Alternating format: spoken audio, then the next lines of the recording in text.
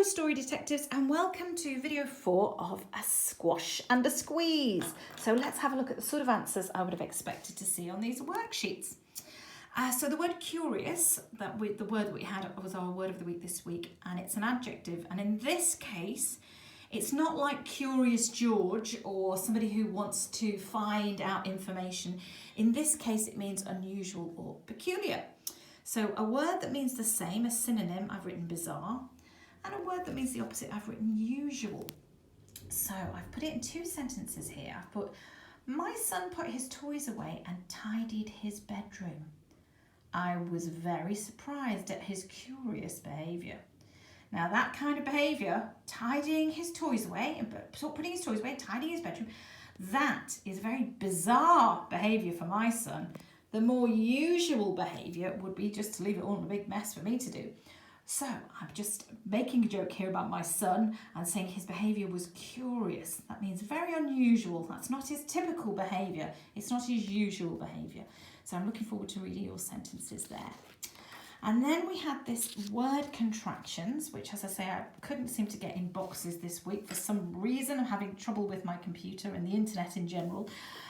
So let's just have a look how this works.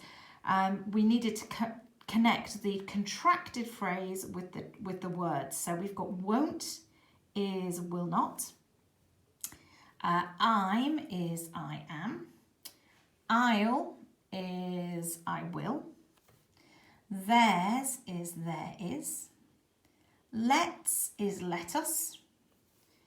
It's is it is. Where is we are.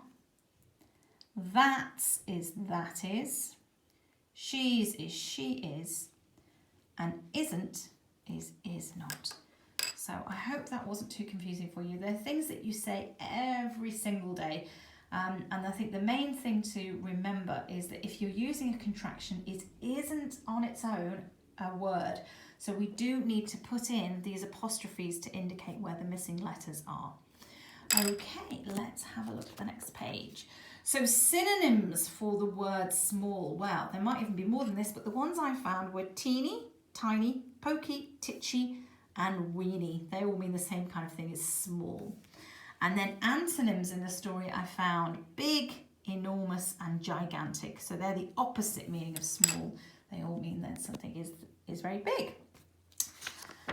And then the comprehension quiz, let's have a look. So what was the old lady grumbling at the beginning of the story? Well, at the very beginning, she thought her house was too small. So you can just write something like that, or she didn't have enough space. Something like that would do for that answer there. And then what order did she bring in the animals? Well, she brought them in hen first, then goat, then pig, then cow. They seem to be getting bigger as she brought them in. How did the big pig cause chaos? Well, first of all, the pig chased the hen, and then he raided the larder. Now, I wonder if you know this word larder. It's an old-fashioned word. Lots of people don't really have larders these days, although I did read an article to say that they're coming back into fashion. They're usually a cool cupboard that you have in the kitchen, and you keep things in there that don't need to be in the refrigerator, but maybe benefit from being in a sort of dark, cool environment. So you might leave bread in there or even butter, so that it doesn't completely melt, but it's nice and soft when you need to spread it. And of course, packets and tins can all be kept in a larder. So it's another word you could use is pantry. That's kind of the same thing, although I think a larder is more like a walk-in wardrobe sort of thing, whereas a pantry is more like a cupboard. But anyway, it's a food storage cupboard. And so he's raiding the larder. So I put here, the pig chased the hen and raided the larder.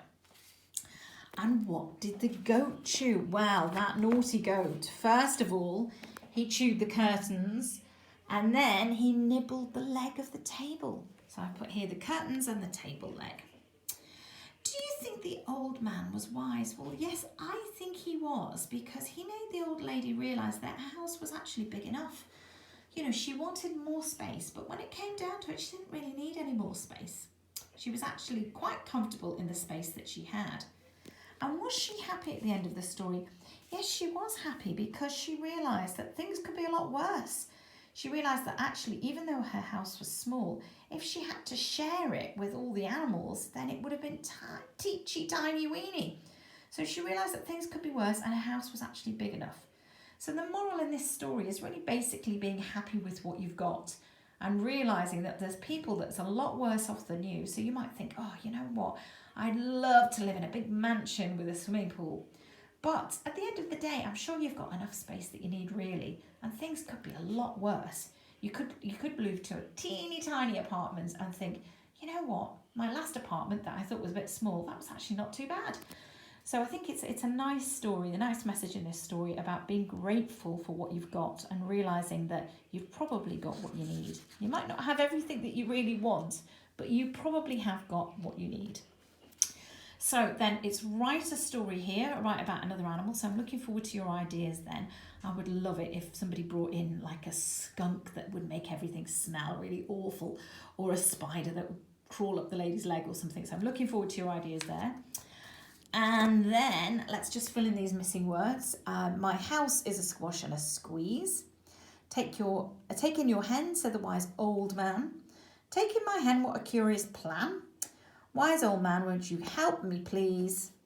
And then, so she took in her pig who kept chasing the hen. I had to look that one up. I couldn't remember if it was the goat or the pig, but it's actually the pig who likes to chase the hen. Where's the pig gone again? There's that lovely picture of the pig chasing the hen. There we go.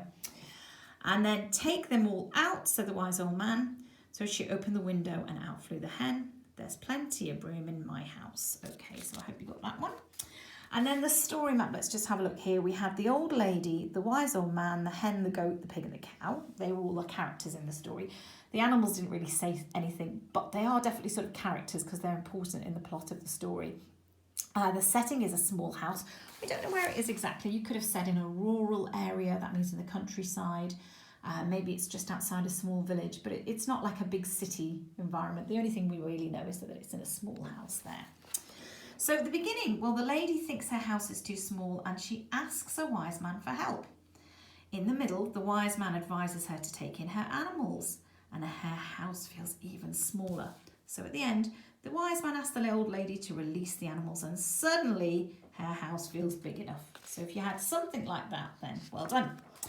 And then let's have a look at this kind of maze. You had to get the animals into the correct pen. So the hen had already been done for you. The duck, he came along this way. The sheep came along that way.